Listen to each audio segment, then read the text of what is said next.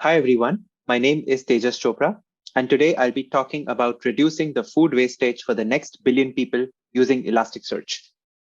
The agenda for my talk is as follows. I'll give a brief introduction about myself, then we'll go over some problem space definition, and finally, we'll go over how we went about improving the user experience using Elasticsearch and some learnings around the way.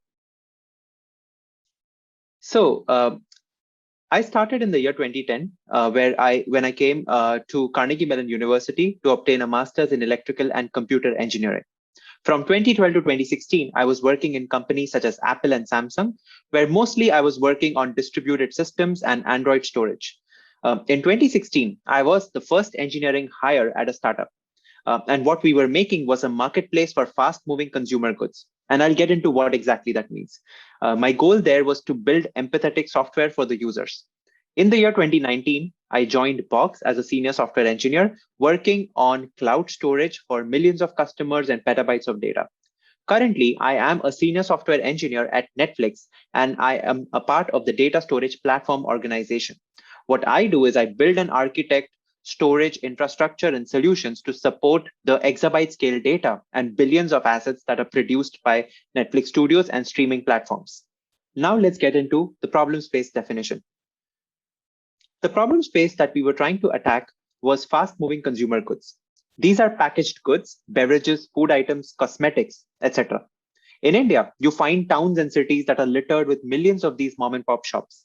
So they are small and medium enterprises compared to the Macy's and the Targets that you find in US. The market cap for this industry is $50 billion per year. In the traditional sense, the buyers are retail shop owners and the sellers are wholesale traders. In India itself, there are 0.8 million certified sellers and 12 million certified buyers that serve a population of more than a billion. So if we try to disrupt this space, this is how we will be able to affect the lives of more than a billion customers. Now, the problem in this space is that there's a lot of wastage. Just the food wastage is around 70 tons per year. So if we can create a dent in this space using technology, we can avoid food wastage. There are several reasons for this. Last mile delivery is very untimely and results in the wastage of perishable items.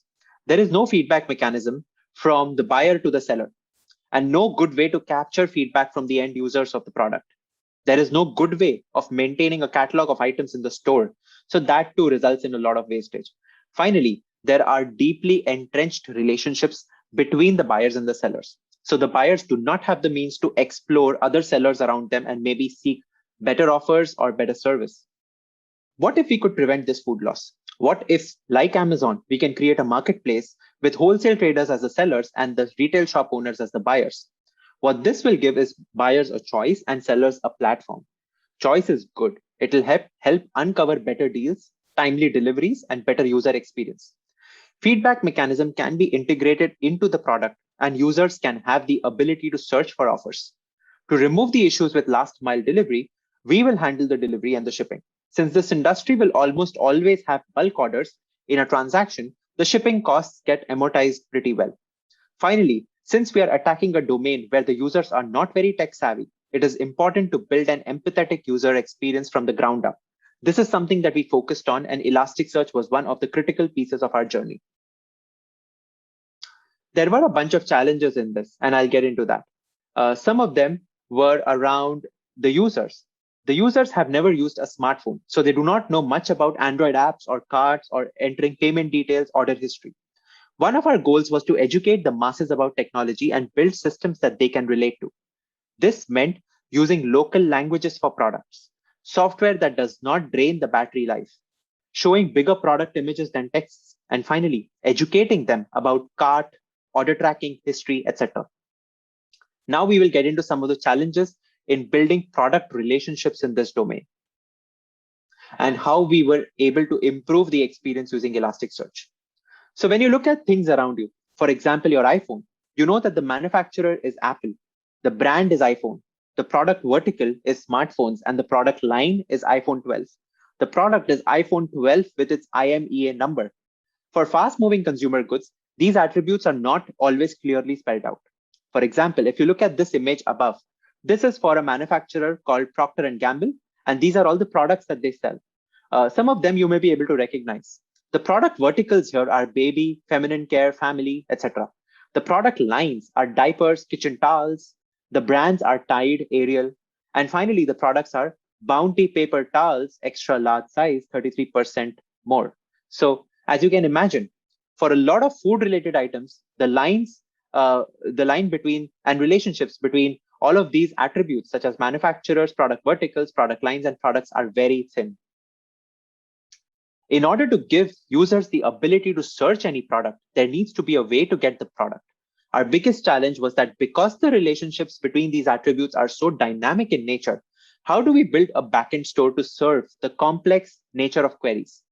We need the ability to search by brand, by manufacturer, and some of our sample queries are, give me all the products by this manufacturer and a particular brand, and give me products that belong to product line and a brand. And as you can see, it's not a tree of information, but rather a graph of information. This is where Elasticsearch came to our rescue. With Elasticsearch, you can build an index and relationships that can help serve complex queries with extremely low latencies. You can get features such as autocomplete right off the bat, and this is something we leveraged a lot with our customers. The way our solution was designed was that we had DynamoDB tables, and since our data schema was not constant, we had tables for manufacturers, brands, product verticals, product lines. Each of these tables also had a secondary key. So each brand can only belong to a particular manufacturer. So manufacturer ID was a secondary key in the brand table. Similarly, each product can only belong to one brand, one product vertical, and one product line. So all of these parameters become the secondary keys in the product table. On every update, we used DynamoDB streams and Elasticsearch indexers to check the table updated and reflect the updates on the appropriate attributes in Elasticsearch. On the Elasticsearch side, we had inverted indexes. So we had, instead of each brand having its manufacturer, we just had a manufacturer and a list of all the brands under it. And so any update that would come from DynamoDB would update the manufacturer index. So in essence, our Elasticsearch has a manufacturer and a list of products under it, a brand and a list of products under it. And the way this helps is because our queries get completed sooner by maintaining such an index in Elasticsearch. Also, we were able to have autocomplete, like I said, using Elasticsearch. And as you can see here, our DynamoDB streams were leveraged using Kinesis, and we had indexers that would index Elasticsearch clusters that were spun off on AWS. So we used EC2 machines, and we used Elasticsearch code to spin off our own cluster. And that gave us a lot of benefit and great user experience. Some of my learnings and takeaways. We were able to help our customers save 27% in shipping costs. Typically, customers would just swipe right to place an order per item multiple times a day. So in the year 2016, there was no ability to merge all the different items together and have one shipment done. So we created a virtual cart on the backend to aggregate these orders into a single virtual order and gave one-time shipment costs. Due to enhanced searchability that was provided by Elasticsearch, we were able to increase our orders by 24%. Products have missing data such as brand, manufacturer, and we were able to research per product to ingest appropriate values driven by customer interactions.